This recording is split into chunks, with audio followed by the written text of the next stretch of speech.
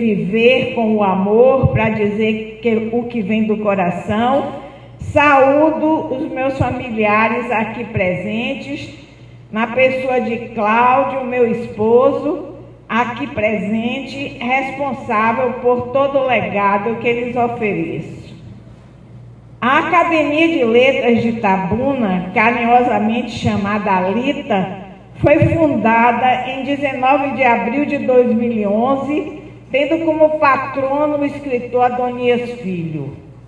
Hoje, a ALITA celebra 15 anos de atividades dedicadas às letras e ao saber, que sob a liderança de Ciro de Matos, com a participação dos juízes Marcos Antônio Santos Bandeira e Antônio Raimundo Viveiros Laranjeira Barbosa, além do saudoso promotor Carlos Eduardo Lima Passos da Silva, insistiram na criação de mais uma Academia de Letras em Itabuna. As reuniões preliminares ocorreram na Fundação Itabunense de Cultura e Cidadania, onde foram discutidos o quadro de patronos e de membros efetivos, o Estatuto e o Regimento, e a saudosa freira Sônia Maron desempenhou papel relevante na elaboração desses documentos.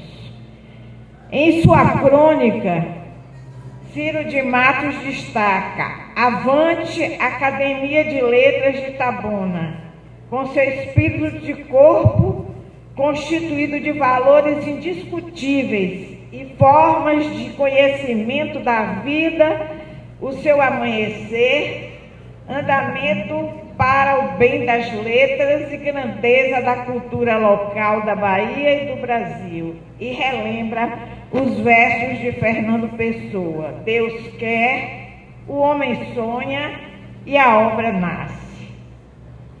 Sempre compreendi a universidade como agente de desenvolvimento, cujo compromisso com a sociedade deve estar fundamentado em bases ontológicas, epistemológicas e metodológicas, contribuindo para o avanço educacional, social, político, cultural, econômico e ambiental da região. Por essa razão, ressalto o imprescindível papel do professor, motivo pelo qual me honro ocupar a cadeira de um docente da Universidade Estadual de Santa Cruz, UESC, professor Carlos Valder do Nascimento.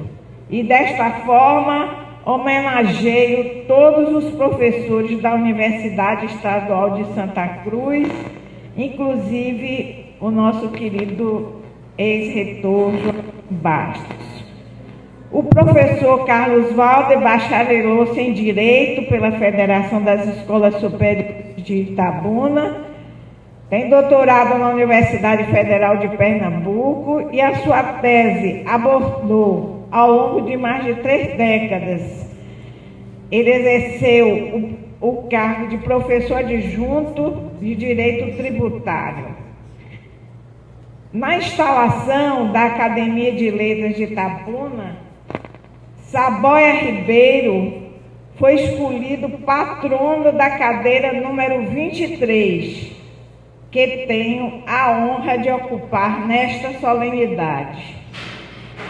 Sua escolha representa grande valor cultural, pois foi precursor da literatura do cacau e o único ficcionista grapiúna a retratar nas letras do cacau a geografia típica da região, com seus dramas, costumes e valores, descrevendo episódios da Barra do Rio de Contas, Taboquinhas e Vila do Arcanjo de São Miguel, núcleos humanos do início do século XX, pertencentes a Ilhéus e hoje integrando Itacaré. Sua obra reflete o cotidiano da região cacaueira, com ênfase em contos realistas que capturam tipos e cenários locais.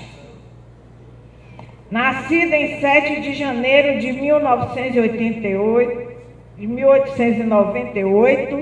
em Jaguaribe, Ceará, era filho de Raimundo Francisco Ribeiro, juiz de direito e um dos fundadores da Faculdade de Direito do Ceará, e Maria José Bandeira de Melo, Saboia Ribeiro, de famílias tradicionais. Casado com Georgina Xavier de Oliveira, teve 4 filhos: Temira, Gilberto, Nélia e Eliane. Sua vida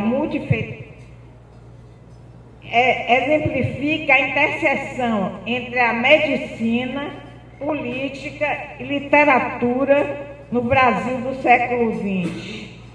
Sua vocação literária surgiu cedo. Aos 18 anos, quando estreou como crítico na Folha do Povo de Fortaleza, analisando o romancista Rodolfo Teófilo, com quem manteve longa amizade, seguido de um ensaio sobre Pape Júnior. Após mudar-se para Salvador em 1920 e posteriormente para Ilhéus, imergiu na cultura baiana, que inspirou suas narrativas. Nesse período, colaborou com as revistas A Luva e Renascença. Em 1921, em visita ao Ceará, sob influência do romantismo e parnasianismo, recitou seus primeiros versos editados na Bahia sob o título de Rosas de Malherbe, álbum de poesia publicado como suplemento de O Malho. Formou-se em medicina pela Faculdade de Medicina da Bahia, doutorando-se em 1926 com a tese Ensaios Nasográficos de Augusto dos Anjos, analisando aspectos psiquiátricos da poesia do autor paraibano. Após ser contratado pela Companhia Industrial de Tecidos, transferiu-se para Valença. Posteriormente, casou-se com Georgina Xavier de Oliveira, Saboia Ribeiro, em 4 de fevereiro de 1928. Já estabelecido em Itapira, Ubaitaba, foi responsável pela instalação da Agência dos Correios e Telégrafos na localidade. Aí escreveu Rincões dos Frutos de Ouro e decidiu exercer a medicina em Tijucas e Florianópolis, em Santa Catarina. Aos 36 anos, em 1933, publicou Rincões dos Frutos de Ouro, livro de contos ambientados na região do Cacau do sul da Bahia. Essa obra, também conhecida como Tipos e Cenários do Sul Baiano, permaneceu como sua principal marca literária, sendo objeto de referências e estudos acadêmicos. O livro foi aprovado por unanimidade no plenário da Academia Brasileira de Letras, concedendo